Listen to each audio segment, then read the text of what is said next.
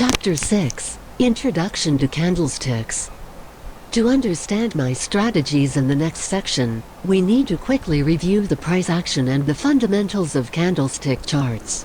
The Japanese began using technical analysis and some early versions of candlesticks to trade rice in the 17th century.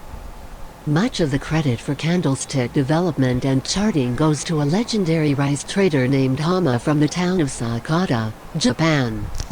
While these early versions of technical analysis and candlestick charts were different from today's version, many of the guiding principles are very similar. Candlestick charting, as we know it today, first appeared sometime after 1850. It is likely that Hama's original ideas were modified and refined over many years of trading, eventually resulting in the system of candlestick charting that we now use. In order to create a candlestick chart, you must have a data set that contains opening price, highest price in the chosen time frame, lowest price in that period, and closing price values for each time period you want to display. The time frame can be daily, 1 hour, 5 minute, 1 minute, or any other period you prefer.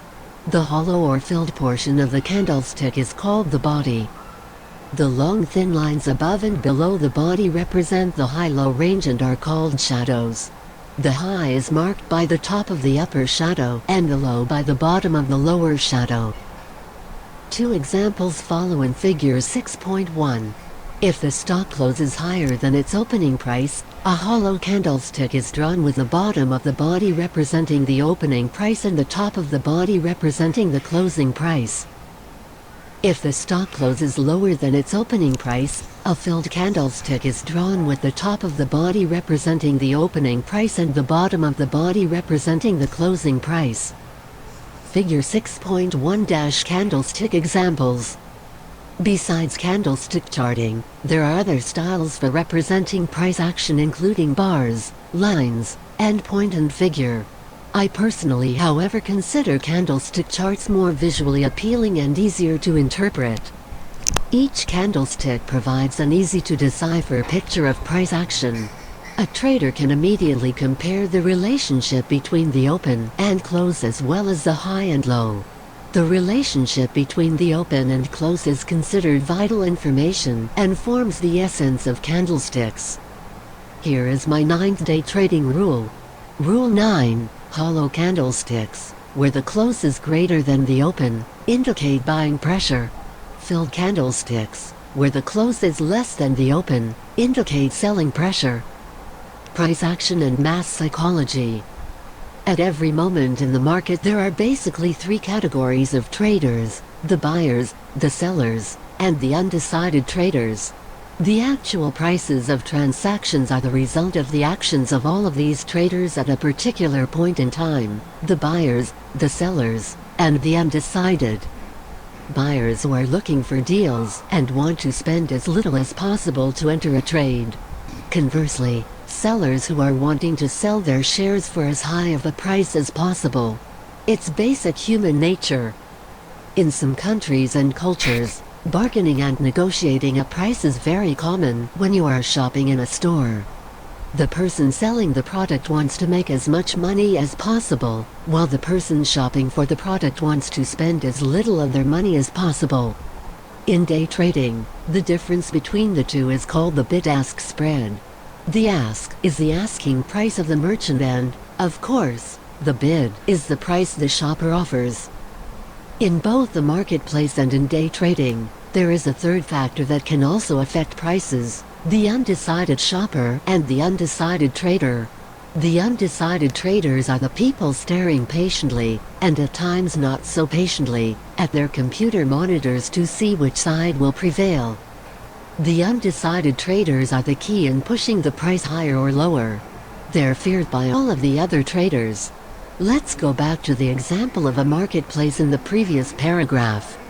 You walk into the store, you see a product you want, and you offer a low price for it. You're the buyer. The seller isn't all that keen on your suggested price. They offer to sell you the product for a higher price than you suggested. Just as you are deciding what to make as a counter-offer, a tour bus pulls up and a whole crowd of tourists enter the store. You really want that product. Do you buy it at the higher price, or do you take your chances that one of these tourists isn't going to buy it instead?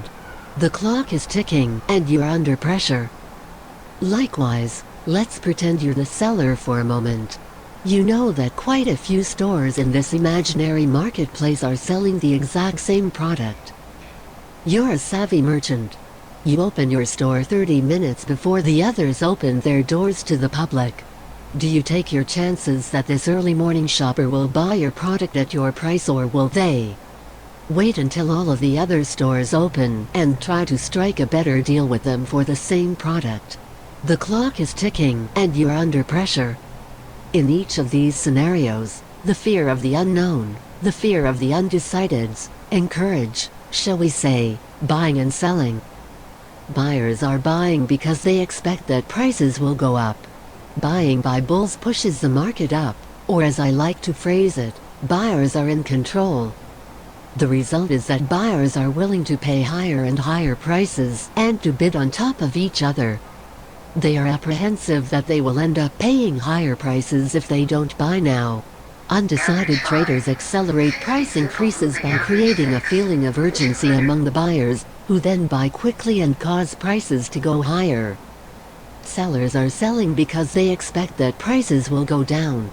Selling by bears pushes the market down, or as I like to express it, sellers are in control.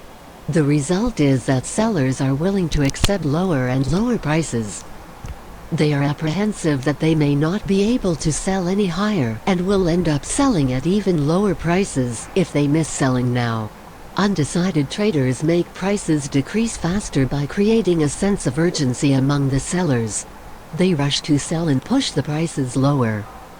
The goal of a successful day trader is to figure out if the sellers will end up in control or if the buyers will end up in control, and then make a calculated move, at the appropriate time, quickly and stealthily. You'll remember that I expounded upon guerrilla warfare and guerrilla trading in both Chapter 2 and in my Rule 8. This is a practical application of it. Your job is to analyze the balance of the power between buyers and sellers and bet on the winning group. Fortunately, candlestick charts reflect this fight and mass psychology in action. A successful day trader is a social psychologist behind a computer and charting software. Day trading is the study of mass psychology. Candlestick patterns tell us a great deal about the general trend of a stock and the power of buyers or sellers in the market. Candles are always born neutral. After birth, they can grow to become either bearish, bullish, or, on rare occasions, neither. When a candle is born, traders do not know what it will become. They may speculate, but they do not truly know what a candle is until it dies. After a candle is born, the battle begins. The bulls and the bears fight it out, and the candle displays who is winning. If buyers are in control, you will see the candle move up and form a bullish candle. If sellers are in control of the price, you will see the candle move down and become a bearish candle. You may be thinking that this is all very obvious, but many traders don't see candles as a fight between buyers and sellers. That little candle is an excellent indicator that tells you who is currently winning the battle, the bulls or the bears.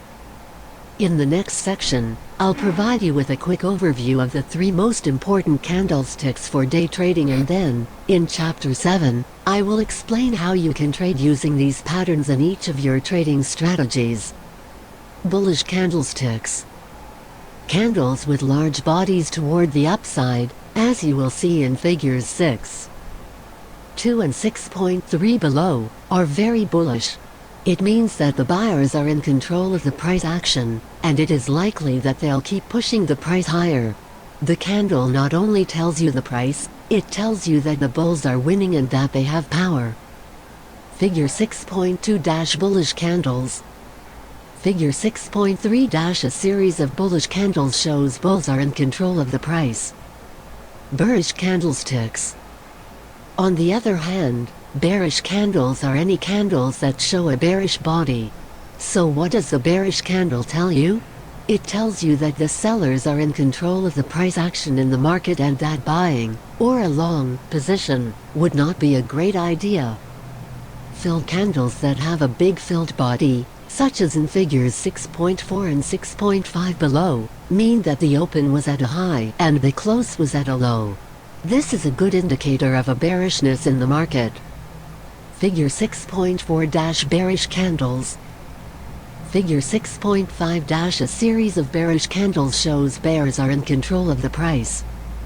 Just by learning to read candlesticks, you will begin to generate an opinion on the general attitude for a stock. Again, this is called the price action. Understanding who is in control of the price is an extremely important skill in day trading.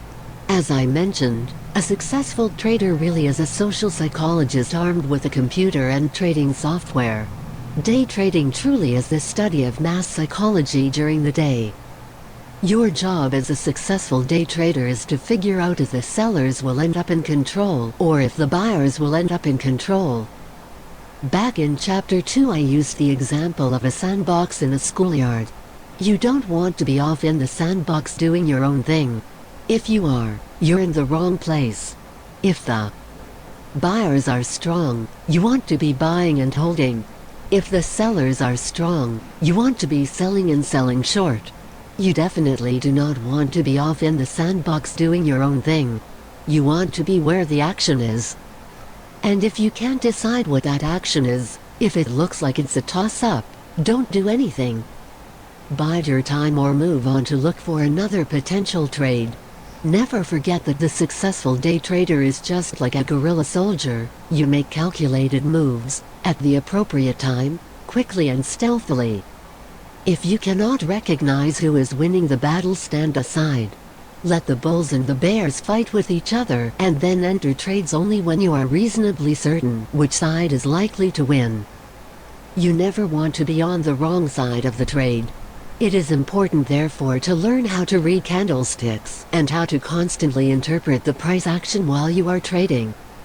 Indecision candlesticks. In the next section, I'll provide you with a quick overview of the two most important indecision candlesticks for day trading. Later, in Chapter 7, I will explain how you can trade using these indecision candlesticks. Spinning tops. Spinning tops, as seen in figures 6.6 and 6.7 below, are candles that have similarly sized high wicks and low wicks that are usually larger than the body and will often be a little bit more indecisive. Let's call them indecision candles. In these candlesticks, the powers of the buyers and the sellers are almost equal. Although no one is in control of the price, the fight continues on. Usually, the volume is lower in these candlesticks as traders are waiting to see who wins the fight between the sellers and the buyers. Trends in price can change immediately after indecision candles, and they therefore are important to recognize in the price action. Figure 6.6 buying and selling pressure definition on spinning top candlestick. Figure 6.7 formation of spinning top candlesticks for reversal trends. Dojis, simple, shooting star, hammer. Dojis are another important candlestick pattern and come in different shapes and forms, but are all characterized by having either no body or a very small body. A doji is also an indecision candlestick that is similar to a spinning top. When you see a doji on your chart, it means there is a strong fight occurring between the bears and the bulls. Nobody has won the fight yet. Figure 6.8 examples of doji candlesticks. In figure 6.8 above, a doji tells us the same story as a spinning top does. In fact, most indecision candles tell you basically the same thing. This will be discussed in greater detail in the next section. At times, dojis will have unequal top and bottom wicks. If the top wick is longer, it means that the buyers tried unsuccessfully to push the price higher. These types of dojis, such as the shooting star, are still indecision candlesticks, but they may indicate that the buyers are losing power and that the sellers may take over. If the bottom wick is longer, as in Hummer dojis, it means that the sellers were unsuccessful in trying to push the price lower. This may indicate an impending takeover of price action by the bulls. Figure 6.9 bottom reversal strategy with an indecision Hummer candlestick formed as a sign of entry. All dojis indicate indecision and possible reversals if they form in a trend. If a doji forms in a bullish trend, it suggests that the bulls have become exhausted and the bears are fighting back to take control of the price. Similarly, if a doji forms in a bearish downward trend, it suggests that the bears have become exhausted and the bulls are fighting back to take control of the price. You will see examples of these in figures 6.9 and 6.10. Figure 6.10 top reversal strategy with an indecision shooting star candlestick formed as a sign of entry. After learning to recognize these candlesticks, it is important that you not get too excited too quickly. Candles are not perfect. If you take a trade every time you see a doji formed in a trend, you will end up with significant losses. Always remember that these candles only indicate indecision and not a definite reversal.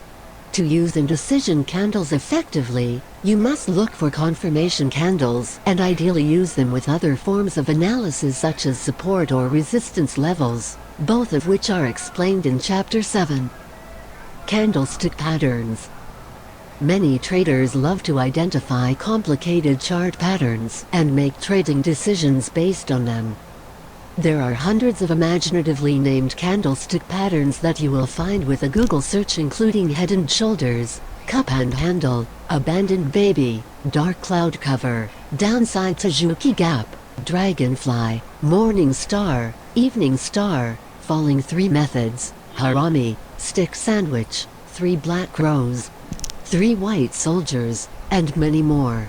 Believe me, I did not make any of these names up. These candlestick patterns are really out there. As intriguing as their names might be, many of them, in my opinion, are useless and confusing. They're exceptionally arbitrary and fanciful. The biggest problem with fancy chart patterns is wishful thinking. You can find yourself identifying bullish or bearish patterns depending on whether you are in a mood to buy or sell. If you're in a mood to buy, you will find a bullish pattern eventually somewhere.